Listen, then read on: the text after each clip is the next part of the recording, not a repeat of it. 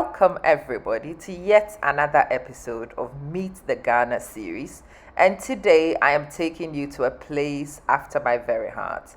I am taking you to Cape Coast, the national capital originally of the Gold Coast. Ogwa, Ogwe, Great Cape Coast. Whatever you want to call it, it's a beautiful place at the heart of the Black Star, my heartbeat.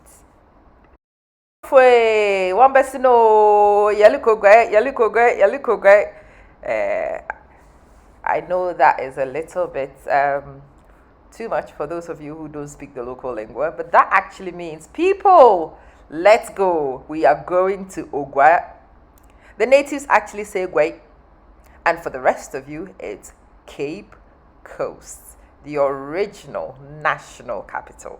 We have a lot to show you in this gorgeous, gorgeous city. And I hope you are ready and as excited as I am. Let's go! Isisimbum intabumbum eyatiwaya. Okay, so let me take you to the heart of Cape Coast. Cape Coast is a beach town, so the action actually happens on the beach.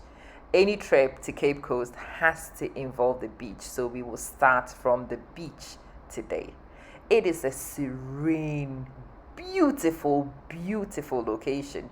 And if you are ever in Ghana and looking for a peaceful place to decongest, to immerse yourself in history and experience the slave trail at its densest location, welcome to Cape Coast. Let's start from the beach and take it from here and show you the sights, the scenes, the hustles, and the bustles of this gorgeous city.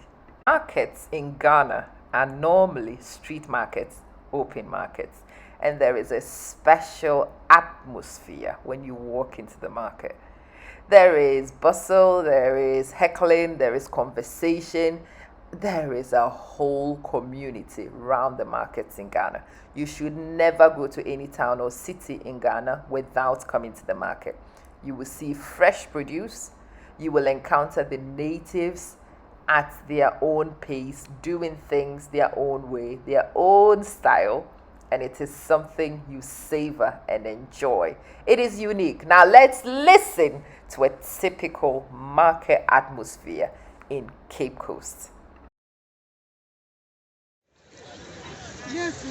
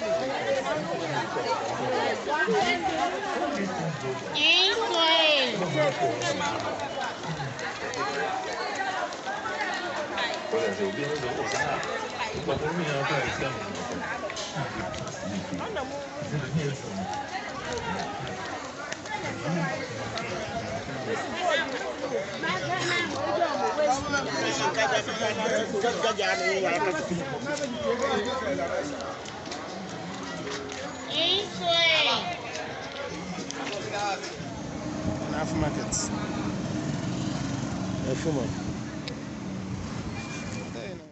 Okay, welcome back from the markets. So by now you know how Cape Coast works. You've seen a few of the sites. Now let's go on a drive-by town to show you some of the unique things about Cape Coast. One of the things which is noticeable about Cape Coast is how clean the environment is how many monuments we have in this beautiful city.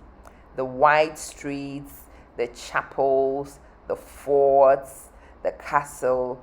These are all remnants of the slave era, of the colonial era, and there's a lot of history. And as I keep saying, Cape Coast actually is a beach town. So almost all of it happens on the beach. The action actually faces the beach. Most of the monuments are actually on the beach, and the town is gorgeous, gorgeous when you look at it from your vantage point of the fort. We'll talk about the fort in a minute. One of the unique things in Cape Coast is the chapels. Yes, this is Wesley Methodist Church. You can come here on Sundays, and it is a hub of town. The parks, Queen Victoria Park, people call it Jubilee Park. You can come here also just off the beach. It is the location for a lot of events and activities. But if you have nothing to do, this is a serene place to come and enjoy sea breeze for free and observe what happens in Cape Coast from a vantage point. It is an amazing place to be. It is a unique place to visit. You should never miss when you come here. Now, in most places, there is a palace. So we just went by the palace. We are back to a chapel, to a church. Yes, these monuments are very important and unique to Cape Coast. And our roundabouts are also slightly different from the rest. You can go to other cities, you will witness a lot of things in other places, but when you come to Cape Coast, things are done differently. Things are done traditionally. Things have a unique fancy tinge to it because the natives of the town are actually fancies. Go around town, experience town, talk to the natives, listen to the bustle, and that is Kotakraba, the monument of the crab. But this is a whole lesson on its own. I am not going to dwell on it today. I am just introducing the concept of Kotakraba to you. Definitely something for you to look into. And this is the chief's palace. Yes, everything is whitewashed and clean. I know majority of people who come to Africa don't seem to know that it's possible for African places to be clean, pristine, seeping in history, but still with a modern twist. Well, welcome to Cape Coast. This is the town which specializes in delivering and achieving exactly that. Hope you are enjoying your trip so far. We would visit the monuments next. I know most of you will watch this video looking for the slave trade monuments, and we are going to go see Fort William and also the castle.